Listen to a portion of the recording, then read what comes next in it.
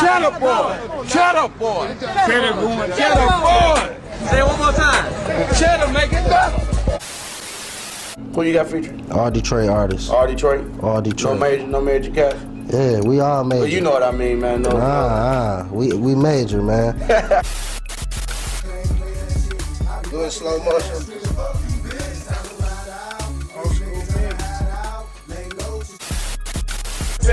Everybody in that video with the fake rip. You guys supposed to be rap stars, man. You got fake spinners in there. Stop it, man. Don't do that. As we carry gas, pedal, cracks, and yak, and sport gators. New house suits, TVs throughout the coop. I used to put fire on the rack. Now I spit fire on the track. Well, I won't beef like only eating veggies. That's why my aim good. Turn your head into spaghetti. Last sight a red beam and a dark blue Chevy. Smashing out, smoking on.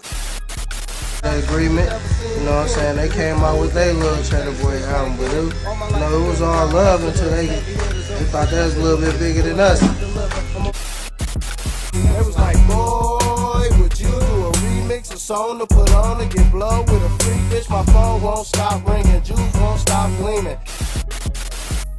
What's up, family? Welcome back to Midwest Rumors, man. And you already know the procedure. Get in here, get comfortable, and overdo your part on that like button. And if you're new to the channel, subscribe, because today I got something special that y'all been requesting for a minute. We're going to dive into the story of Blade Icewood, but unlike any other documentary, right, of Blade Icewood, in this one, we will expose the individuals responsible for his death. You get what I'm saying? From the trigger man down to the person who paid for the hit. So like I said, get comfortable, hit that like button, and let's get into the story. Now, Blade Icewood, real name Darnell Lindsay, was born March 19th, 1977 on the east side of Detroit off 7 Mile. And then like a lot of kids that grew up in the ghetto, right, Blade will grow up with a silver spoon due to his pops being a big time hustler in the city. And that goes for a lot of them dudes that grew up back then, especially in the late 90s, early 2000s, you feel me? They dads, moms, uncles and shit, they was big time hustlers coming up in the 80s and 90s, you know what I'm saying? So they would make sure that their kids was well taken care of. You get what I'm saying? So Blade's dad, he was a big time hustler. He would make sure Blade was well taken care of. You get it? He was coming Minks, Coogi sweaters, Versace, you know what I'm saying? All that shit. We talking elementary, middle school. And by high school, he was popping out in Benzes and BMWs. Sorry, niggas know. Niggas who know me know I ain't playing back in skating days. 16, hopping out the Benz with the 2.5, nigga, for sure. I was raised around tag cars and hood stars. First nigga with the Coogi jeans, nigga, back in, 93, 92.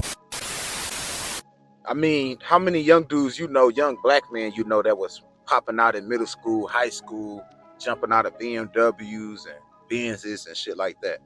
You know what I'm saying? It's not too many, bro.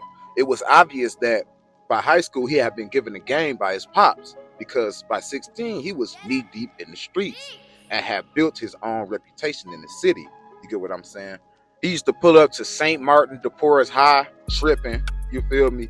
Pulling up, jumping out of foreign shit. Then he went to Southfield, you know what I'm saying? Doing the same thing up there. Foreign shit, Versace down, frames, killing them, you feel me? So you know he was hitting all the little groupies. And this was before he started rapping, right? He was already like a little hood celebrity, man.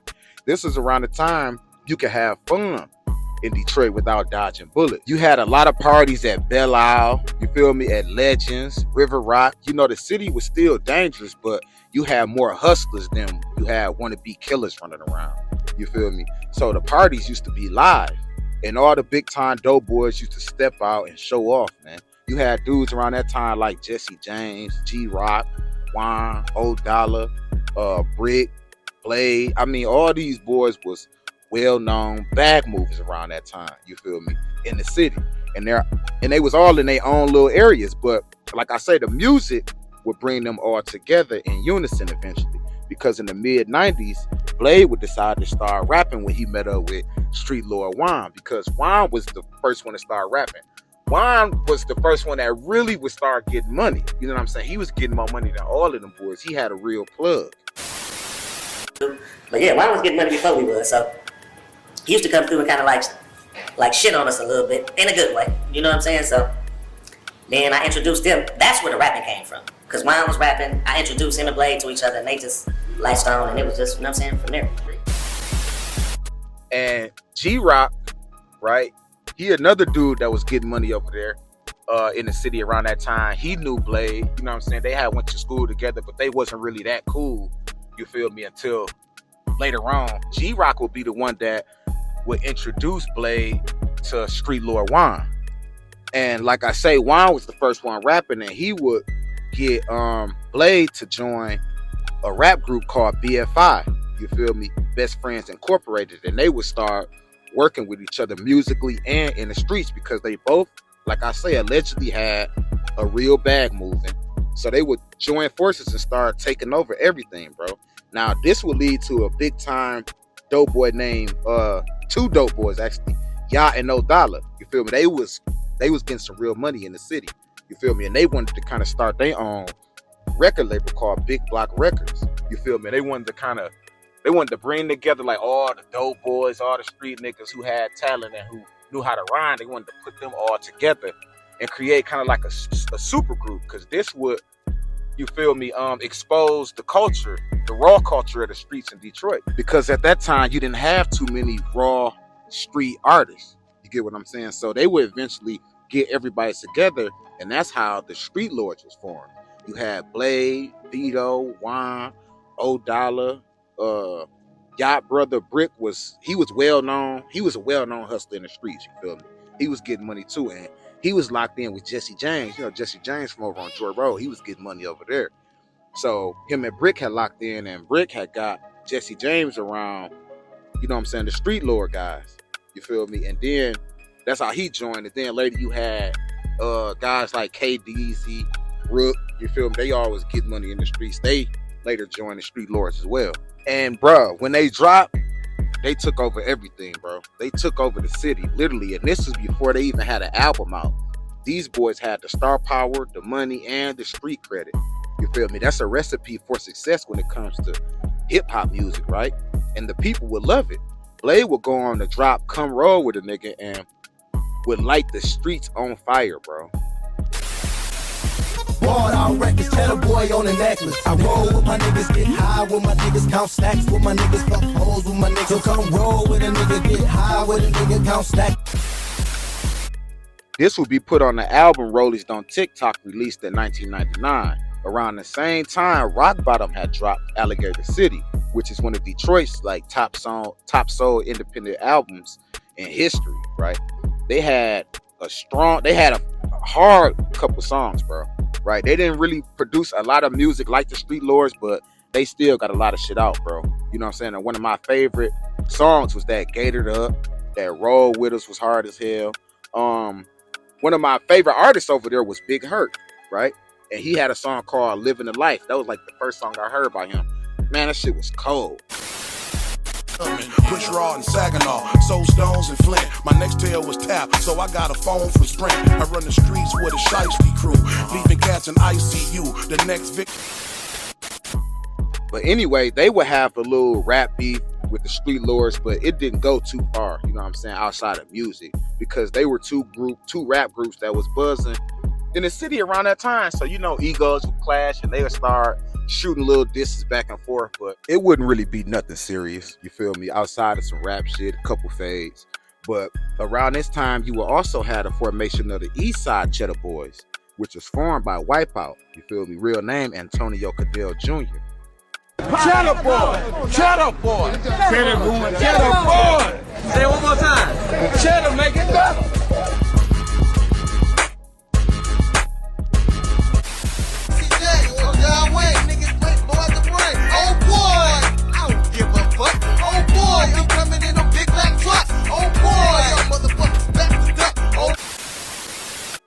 Who was a well-respected hustler on the East Side and was rumored to have a lot of money and power in the streets. And around the late 90s, early 2000s, a lot of the street dudes were trying to get into the music industry, clean up some of that money and get out the streets. And Wipeout was one of these dudes. He would reach out and bring together some of the coldest rappers from the East Side. We talking Tough Tone, Malik, Lil Dre, all them boys was rough.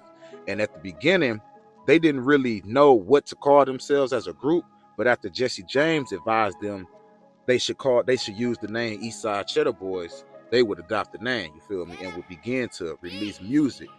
And they would quickly rise to prominence in the city as well, you feel me? And that's what I think kind of caused the clash with them and, you know what I'm saying, the West Side dudes with Blade. Blade is really from the East Side, but he would move over to the West Side and kind of be over there with them boys. But that's what I think would cause the feud between the East Side Cheddar Boys and the Street Lords. You feel me? I feel like when they told them boys they can use the name, they didn't expect them boys to pop up like that. They didn't expect them boys to pop out and go hard like that. You feel me? And I feel like egos got in the way, pride. Niggas be like, oh, y'all doing too much with the name, and y'all ain't really that. We the first ones that did it. We the ones that y'all under us. You know how that shit go, bro.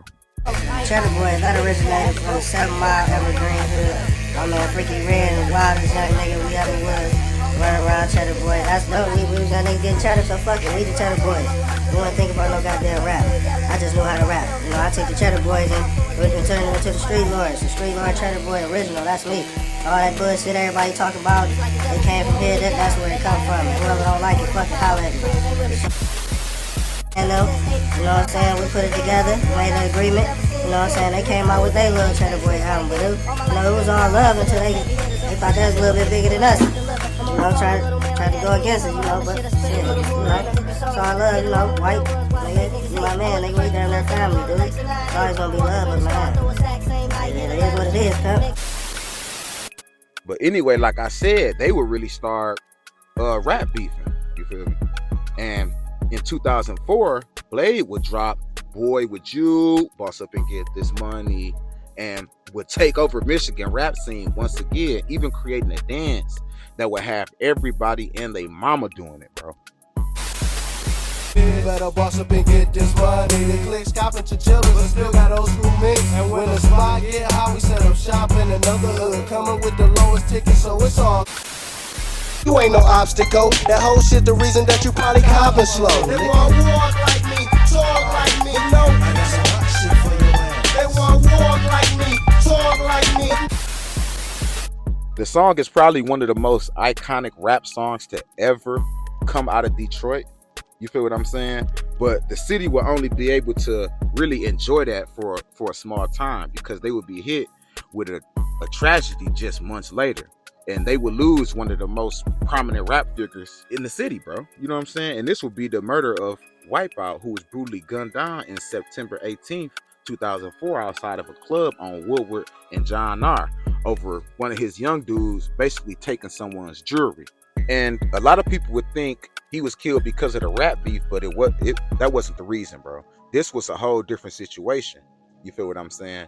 This had to do with some young dudes he know from his area taking some jewelry from a big time dope boy, right? And when Wipeout was asked, could he get the jewelry back, whoopty wop bam, you know what I'm saying? You can't, he ain't have control over niggas on the, you know what I'm saying? He wasn't like a gang chief or no shit like that. He was just bringing niggas together. So, you know what I'm saying? He would reach out and try to get the jewelry back or whatever, but you know what I'm saying? I guess he didn't get it back, and dudes would send shooters at him and he would end up being killed outside of the club, right? And this would devastate the city, man. Now, threats and diss songs would continue to drop between the Street Lords and the East Side Cheddar Boys. And one of the most popular ones was from Tough Tone when he remixed that Boss Up and Get This Money. And his would be Boss Up and Take They Money. You say boss up and get this money, well I already did. But if I ever fall off, I'm snatching your kids. Big baller, come up on a couple of them 100 stacks. It was rumored that Tough Tone had run off with some pounds, you feel me, on Blade, and decided not to pay that nigga, but I'm not sure, you know what I'm saying? Y'all get in the comments, y'all let me know. Them just street rumors from sources that hit me up.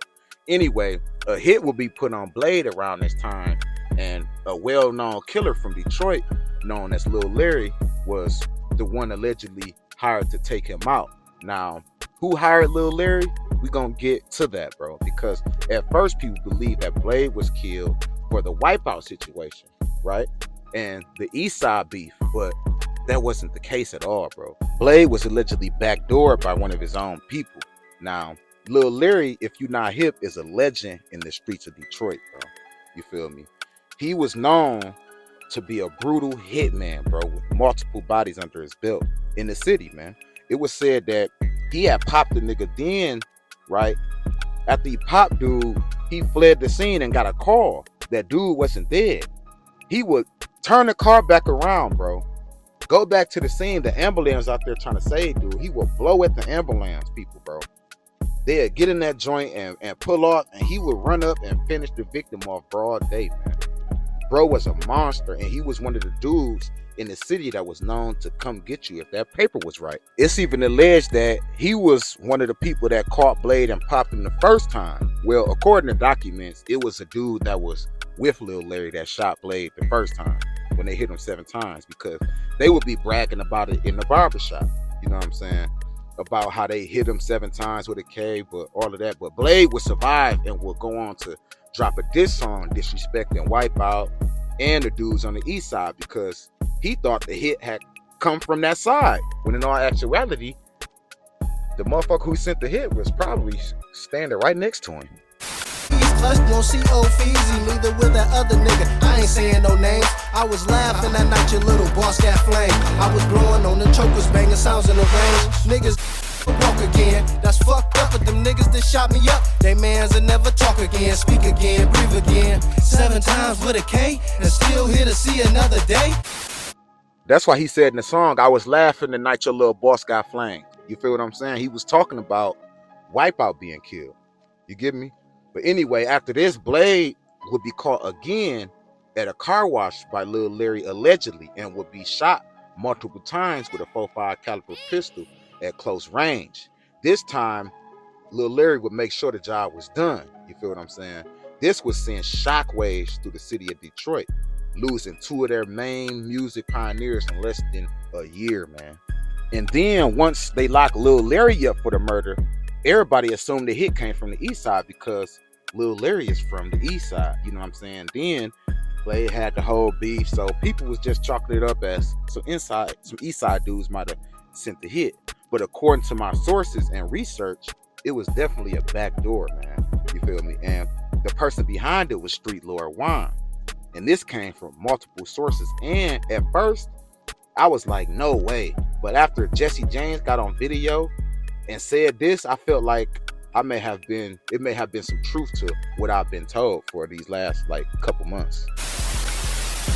The paperwork that he showed, that's not his indictment. I'm not in his indictment. Like I said I would kill myself if I ever sent a nigga to jail, or anything ever came out my mouth helped sent a nigga to jail or got a nigga convicted. And I said I never talked to a federal grand jury or went to a federal grand jury and testified in front of a 12-man grand jury. The grand jury is where a nigga go in front of 12 people and sit down and tell on another nigga and get him indicted. That's the grand jury indictment. I've never did that. I never said I didn't plead guilty. I never said I didn't have no 5K. My 5K come from me telling the truth about what I did and what role I played on my own indictment. Whoa, calm down, calm down. I wasn't looking at number 33 months, bitch. Who can't do 33 months? I've been to the joint, bitch. I ain't scared to go to jail. Niggas is hoes in jail. So don't act like a nigga scared to go to jail, so you told because you gotta go to jail. Bitch, I wasn't looking at number 33 months. I got the 5K because my nigga, my right-hand man, was looking at 18 years and wrote me letters saying, dog, they gonna slam me, dog. They gonna do this, they gonna do that, nigga, and they gonna slam you, nigga, if you go to trial, nigga. My phone was tapped. They know everything, nigga. If you go to trial, they gonna come in there with the phone transcripts and play in front of the judge and prosecutor and the witness, and the jury, that we robbed them niggas in Arizona for 1,000 pounds and everything that we ever talked about on the phone, nigga. They gonna fry you, nigga. Go in there, plead guilty, take the plea, accept responsibility, and let's get home, nigga. And by me doing that, nigga, my nigga benefited from it, so he didn't get the 18 years. On top of that, they was trying to put majority of the pounds on him. I went in there and said I was getting 9,000 pounds more than the pounds I was getting. Everybody know me. I've been one of the biggest hustlers in Detroit, but ain't nowhere in the world I ever got no fucking 10,000 pounds.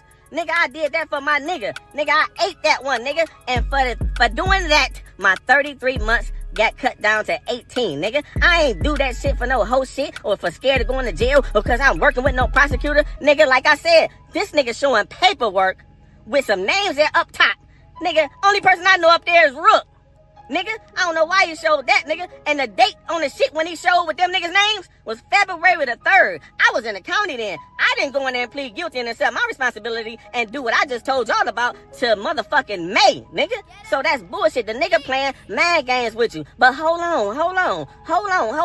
Like I said, if it's a nigga in jail that could come on Instagram and say, you told on me and that's what got me indicted. You jumped on my case and helped the federal government convict me. You helped them sentence me. If a nigga can do that, 1, 2, 3. I lied about the universe. I love you. Peace, freedom, justice, lies, my protector, my God, and my salvation, my name, my day, those holy prophet, number 2, all that man. Bow!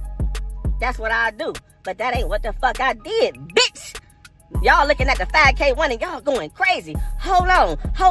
To all my people, to all my fans out there in the Instagram world that's going crazy in the uproar between this little so-called social media Twitter beef between Street Lord, Jesse James, and Juan. Because we ain't killing each other. Ain't nobody get killed. It ain't worth none of that. But it's just about, I guess, who the realest. And now the gloves is off.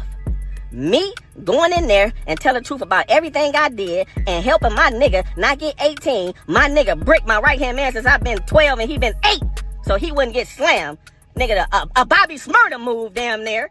Nigga, I ain't have to do shit, nigga. I wrote the niggas back saying, nigga, I ain't doing shit, nigga. I ain't going in there saying shit. I ain't going in there saying I robbed nobody, nigga. And I put that on brick grave, nigga. I did that for me and my nigga, nigga. And fuck my nigga, nigga. And with my nigga. We got in it together. We got out of it together, nigga. On God, nigga. On my kids, nigga. But guess what? What is worse? Me going in there and tell the truth about everything I did and got a 5K on a 33-month sentence that got cut to 18, or pulling up on Lil Larry and telling Lil Larry, sometimes you gotta kill a nigga you love because Blade wouldn't sign that fucking contract that you gave him, nigga. And you told that nigga, boy, you told that nigga. Sometimes you gotta kill a nigga you love, nigga. And the nigga killed Blade. And then you got on TV, nigga, and offered a $50,000 reward for the arrest of the nigga that killed Blade, nigga, after you told him to do it. Oh! Now, I know a lot of y'all gonna be in the comments, hell no, Juan didn't do that, man. No way. You feel me? And that's the same thing I thought, bro. Until I seen, you feel me, Jesse James come on here and explain what the fuck was going on between Street Lord Juan and Blade Icewood, right? And the sources, what I was hearing, bro, what people was telling me is that back then Blade wanted to go legit, but he had been getting money with Street Lord Juan for years. You get what I'm saying? They have been getting money, man. And Blade kind of wanted to get up out of that shit and kind of go legit because he was blowing up with the music. And Street Lord Juan wasn't really feeling that at all, bro. And it said that he had a little label up under the Street Lord shit, and he wanted Blade to sign a contract up under that. And Blade was like, nah, he was trying to basically separate himself, you know what I'm saying, from all of that. And you know how that shit go, man. And him and Blade would low-key start falling out. You feel what I'm saying? And he seen Blade about to go up, bro, on the music, and he would actually put the hit out. He would call Lil Larry and basically pay Lil Larry to kill Blade Icewood. Now, this is all alleged, right? Because no one has been locked up for the murder of Blade Icewood except for Lil Larry. But they know that Lil Larry was paid. You get what I'm saying? They don't know who paid him.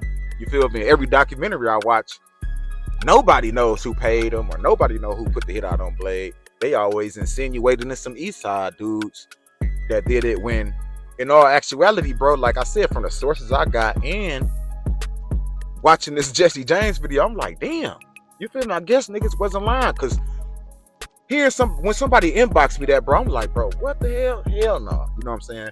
Blade Icewood and Street Lord Juan was close. They came up in this shit together. So you telling me that Street Lord Juan is the one that actually put the hit out on Blade Icewood is fucking crazy, bro.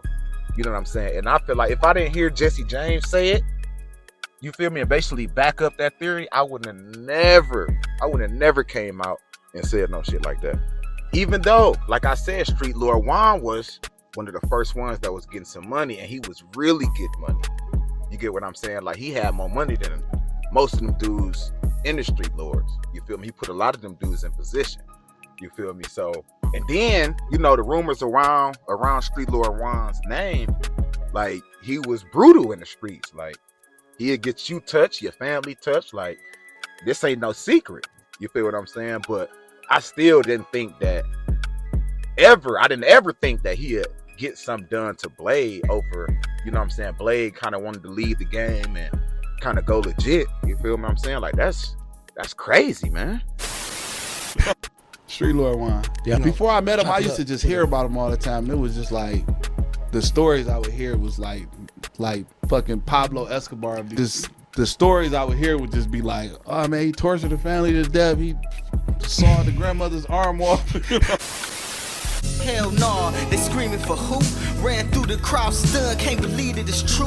I was so mad, wish I could wake you up and beat your ass, cause I was just telling you. Juan got a song called R.I.P. Blade. You know what I'm saying? Where he's sending his condolences and honoring Blade Icewood.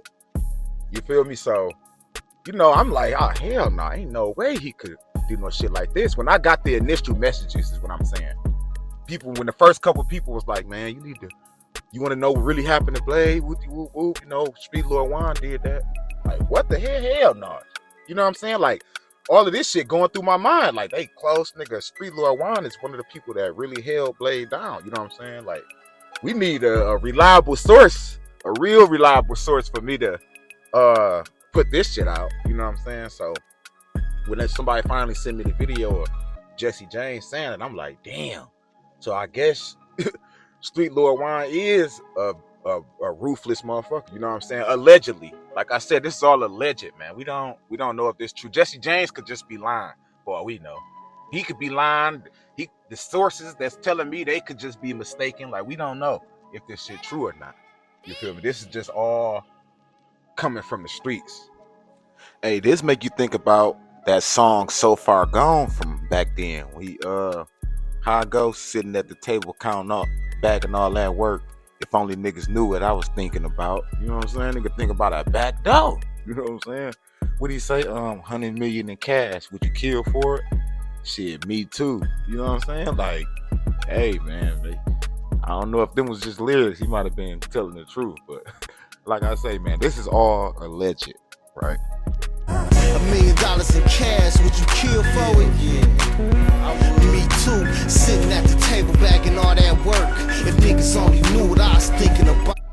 And I know y'all gonna be like, damn, then why ain't nobody touch Lil Larry? Why ain't nobody touch Street Lord Juan? Or, you know what I'm saying? If they allegedly did that, you know what I'm saying? But come on now, Lil Larry a killer, bro. In the Midwest, killers respect killers, man. And he got a lot of people riding behind him. Remind you, he is a Moorish American, and that is like one of the most strongest organizations in the MDOC. So, and just him by himself, he'll butcher you, man. Like, it's a lot. That boy don't play that, man. And the word is Street Lord Juan like that too. So, man, ain't nobody gonna touch them dudes, bro. You know what I'm saying? They both legends in their own right. You feel me? Especially when it comes to the Detroit streets and, you know what I'm saying, the whole underground music scene and whatnot. They both legends, man. So y'all get in the comments. Y'all let me know what y'all think about this, man. Is this cap? You know what I'm saying? Is Jesse James lying? He don't know what he's talking about. Because, I mean, I took his word for golden. I mean, he was around these dudes. He was best friends with these dudes. They was all locked in together. You get what I'm saying? So why would he come out and say, you know what I'm saying, Street Lord Juan put some money on Blade Icewood to get him killed? I mean, what the hell what was he gonna gain saying that, right? Now, I mean, Street Lord Juan was saying that he was a rat and whatnot, but to come out and put a murder on a nigga, like, that's crazy. You know what I'm saying? That's some diabolical work right there, bro. You feel me? So, I don't know, man. Y'all get in the comments. Y'all let me know, man. Is Jesse James talking out his neck, man? Is it all cap? You feel me? Is the sources cap, man? You know, just let me know, man, because I'm not sure what to think about all of this. You feel me? I'm not sure what to think about all of this. So I'm gonna need the city to really tap in and let me know something, man. Like I say, man, hit that like button, hit that subscribe. It's Midwest Rumors. I'm out.